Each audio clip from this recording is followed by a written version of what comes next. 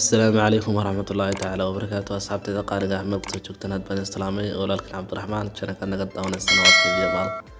maanta waxaan doonaynaa in la wadaago fiidiyoo yar ku saabsan farqiga u dhaxeeya short beta iyo street maxay kala yihiin hadda labadan. Short beta waxa isticmaali kara dadka aan ku subscribe gaarin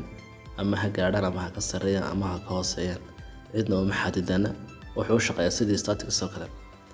marka faa'iidooyin badan ayuu leeyahay. Faa'iidooyinka waxa ka mid ah ka hesho fiisiyo aad u badan oo dadku ay u arkaan sidii statistics oo kale kan labaadna isna waxa weeyaan stories dhammaan waa la garanaa qofkii 10,000 gaadha ayuunbaa wax soo dhigi kara codsan kara marka isaga waa la codsadaa. Haddaba waxaynu eegaynaa mobilada ma wada laha short beta waliba mobilada Android-ka marka waxaan doonaynaa inaynu mobile Android aan ku isticmaalo short beta kaasoo ku cusub imika YouTube-ka oo bariyaha YouTube ku soo saaray oo aan wadamada aan si fiican wada gaarin. Marka bal waxaan eegaynaa marka hore mobilkeenu ma leeyahay YouTube beta marka kaas isla eegi doonaa. Haddaba waxaan sameynaynaa calaamadan yar ee yariiska ah hoose ee blasta video laga soo geliyo taasaan ku dhufano. Marka intaan ku dhufano waxa meesha ma yaalo YouTube beta upload iyo go live iyo create post waa labadaas oo yaala. Marka waxaan doonaynaa bal haddaba inaynu ku soo kordhino oo intan aanu ku soo kordhino maxay hayday YouTube beta. Haddaba si aan ku soo kordhino application-ka ayaad la soo degaysaa oo VPN ah marka Google Play Store kaga tagaysaa waxaad ku qoraysaa Indian VPN soo qoraysaa Indian VPN ku qorto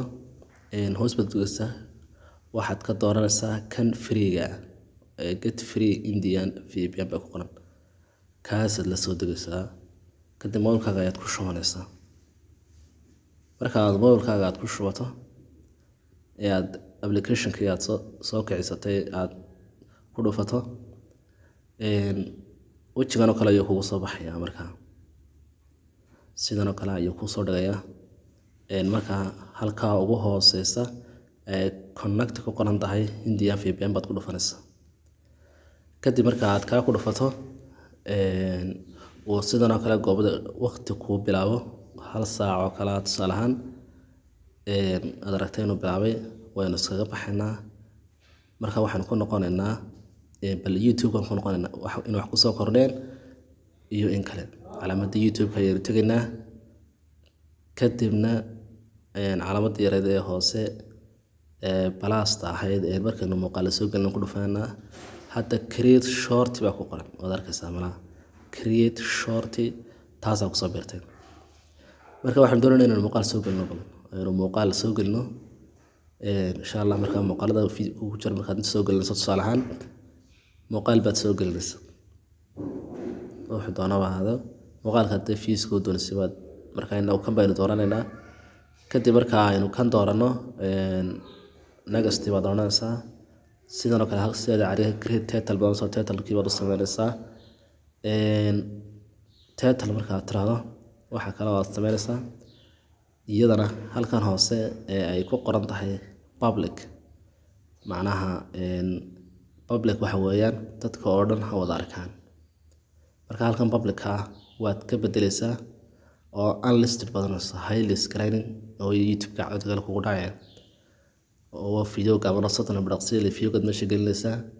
marka unlisted ayaad dooranaysaa halkii public unlisted baad ka dhigaysaa kadibna title-kii baad u bixinaysaa qofku kugu soo raacay ayaad u bixinaysaa kadib markaad ka bixiso video-ga upload ugu soo waranaysaa marka inta samad la wadaago aad baad